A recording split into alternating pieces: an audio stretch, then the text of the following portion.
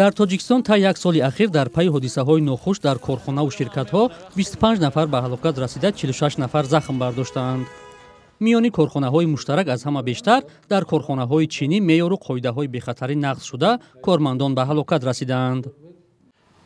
31 декабри соли 2022 соати 09:30 дар ҷедмм теаки кем анзоб дар гузаргоҳи долони скрепери 942 ками раиси уфуқи 10040 бо коргари маргшедирӣ кони маъдани корхонаи мазкур Аминов Ҷаҳоншер Муллосалимович рух додааст. ин корхона дар ноҳияи Айнӣ воқеъ мебошад. ин дар натиҷаи заҳролудшавӣ аз гази карбон мебошад. марҳум ҳайати оилааш 4 нафар, аз он 3 нафар фарзанди ноболиғ доранд. маблағи муайяншудаи ҷуброн 146570 сомонӣ ташкил медиҳад, ки ин аллакай ба оилаи фавтида пардохт карда шудааст. ҳолати дигари ҳодисаи нохуш ин дар филиали ҷедмм гурӯҳи илмӣ техникии хоҳаи Хитой дар ҷумҳурии Тоҷикистон бо идоракунандаи боркунак Боқиев Раҳмат Муҳаммадович рух додааст.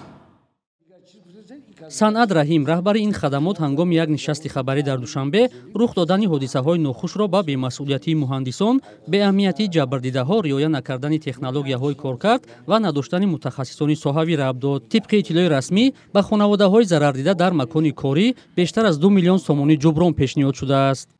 то охирон тираме ки қонун муайян кардааст, мо ба дасти ворисонатим, мо кори фаъолияти худро фаъолият ҳисоб намекунем. тамоми ҷубронпулиҳо ба дасти ворисони фавтидагӣ дода шудааст. соли гузашта барои нақзи қоидаҳои бехатарӣ беш аз 290 мансабдору шахсони оддӣ ба ҷавобгарии маъмурӣ кашида шуда, онҳо зиёда аз 1 миллион сомонӣ ҷаримабандӣ шуданд. намояндагони хадамот дар рух додани ҳодисаҳои нохуш сокинонро ҳам айбдор мекунанд, вале дар гузашта ҷабрдидаҳо борҳо аз чашмпӯшии мақомот дар ростои қонуншиканӣ масъулони корхонаҳо садо баланд кардаанд. яке аз чунин намунаҳо қазияи ҷароҳат бардоштани Сиёвуш Акобиршоеви 27 сола аст, ки бар асари афтодани оҳанпорае аз бинои навсохти ширкати Ёқут 2000 дар Душанбе аз 4 ангушти пой ва имкони озодона роҳ рафтан маҳрум шуда буд. бар асоси қонунгузории Тоҷикистон, афроде ки дар маҳалли кор аз бетаваҷҷӯҳии масъулони корхона ё ширкат зарар мебинанд, аз ҳисоби корхона нисбаташон таъмини ҷуброн пешбинӣ шудааст. муқаррароте ки ба қавли бархи сокинон на ҳамеша одилона иҷро мешавад.